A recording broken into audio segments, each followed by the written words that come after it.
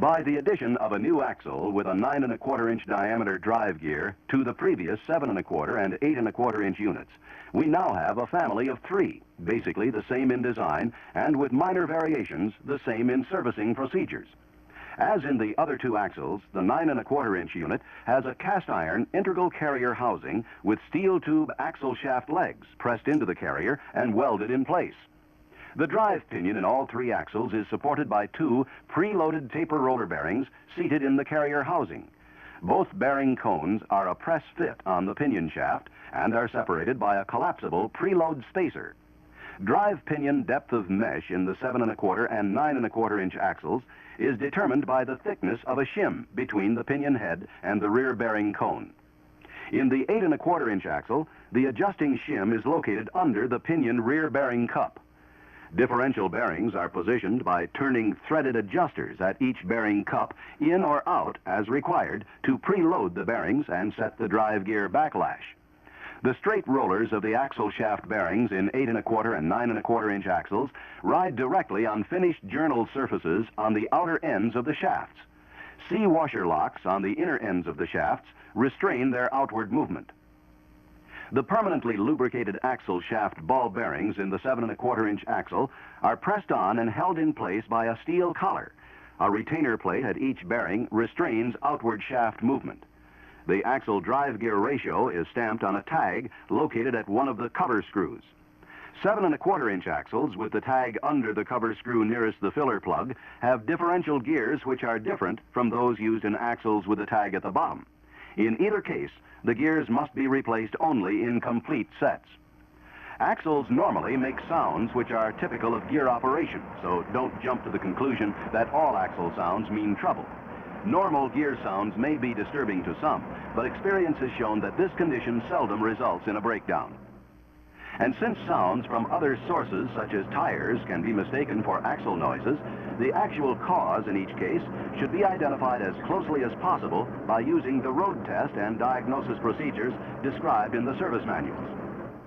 Abnormal sounds within the axle are either bearing or gear noises or combinations of both. Bearing noise is a continuous growling or grating sound which may increase or decrease with changes in load and speed.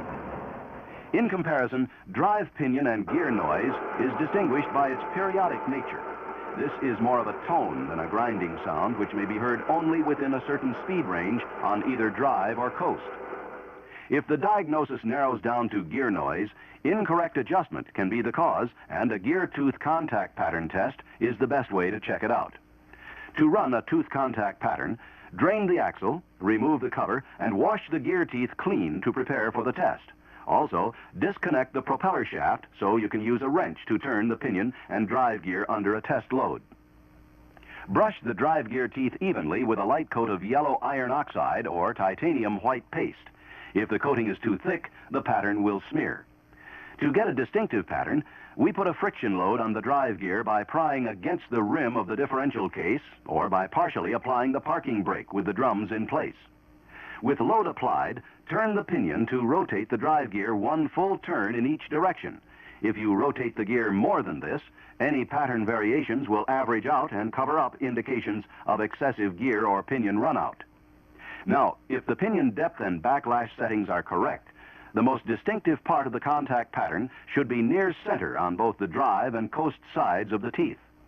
When the gear and pinion are under actual working load, the tooth contact area spreads out, especially toward the heel ends of the teeth, which explains why a good contact pattern should be near center under a test load.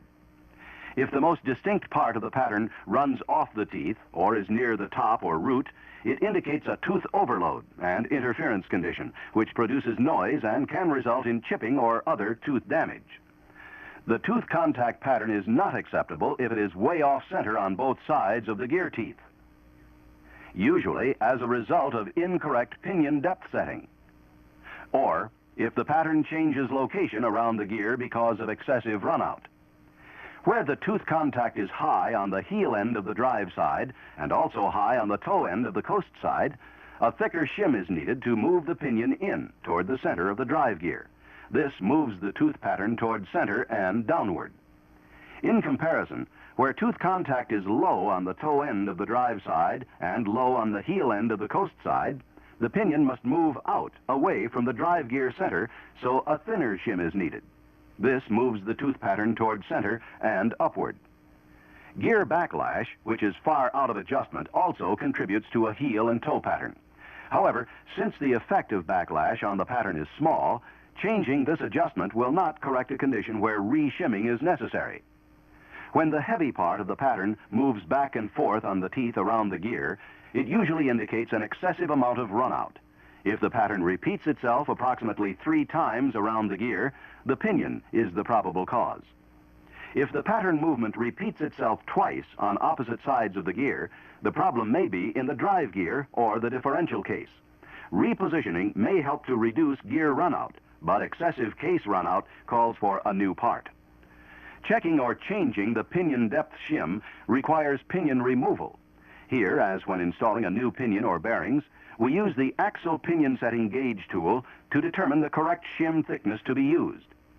After removing the differential pinion shaft, push the axle shafts inward so the C washer locks can be removed.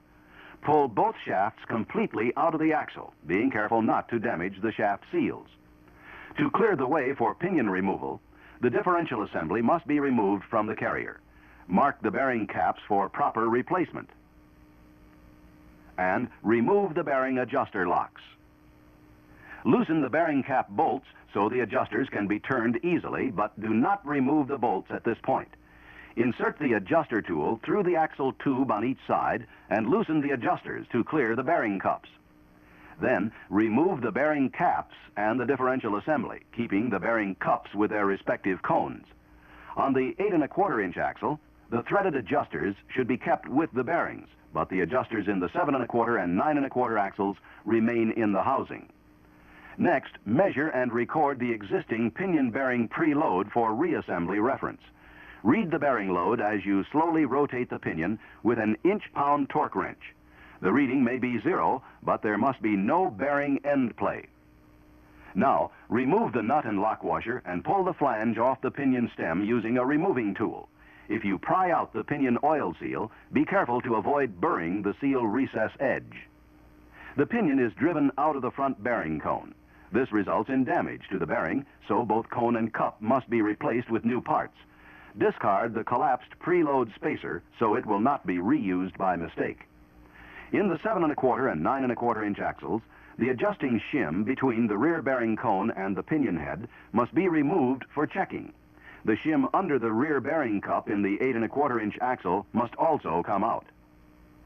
With the shims removed and a new front bearing cup in place, you install the axle pinion setting gauge tool in the usual manner. Remember that the setting tool is also used to seat the bearing cups in the carrier. The correct pinion shim should fit between the gauge block and the crossbore arbor of the tool with a definite drag. The next undersize shim should pass through easily, but the next oversize should bind. The shim you select will be correct only if the pinion end is marked with a 0. Where the pinion has a plus mark, you'll have to use a shim that is thinner by the amount shown after the mark.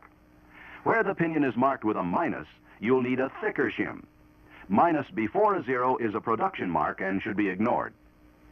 After the selected shim is installed, slide on the new preload spacer and position the assembly in the housing so the new front bearing cone can be pressed on with the installing tool. Drive the new oil seal in place and press on the pinion drive flange with the same installing tool used for the bearing cone. Tighten the flange nut to 210 foot-pounds minimum torque and then measure the bearing preload with an inch-pound torque wrench. Carefully continue the tightening and measuring process until you reach the specified preload and no farther. Exceeding the preload limit can cause bearing overload failure.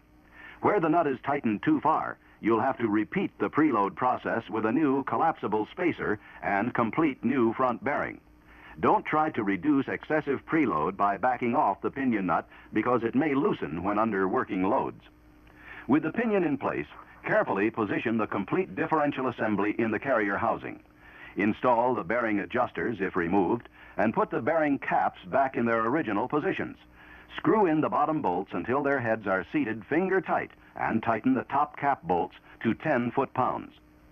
Gear backlash and differential bearing preload are adjusted together. Insert the bearing adjusting tool into the axle tubes alternately and turn each adjuster until bearing end play is eliminated with about 10 thousandths backlash remaining. Remember that differential bearing cups do not always move directly with the adjusters, especially when an adjuster is backed off. So the bearings must be stabilized by oscillating the drive pinion 1/2 turn in each direction, 5 or 10 times, each time the adjusters are moved.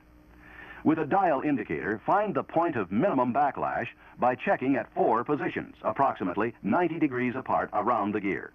When this point is located, index the gear and pinion so the same teeth can be meshed when completing the backlash adjustment. With the gear at the minimum backlash position, loosen the right adjuster and tighten the left, reducing the backlash to 3 to 4 thousandths of an inch, with each adjuster tightened to 10 foot-pounds. Stabilize the bearings and tighten the differential bearing cap bolts to 45 foot-pounds on 7 1/4 inch axles and 90 to 100 foot-pounds on the other axles.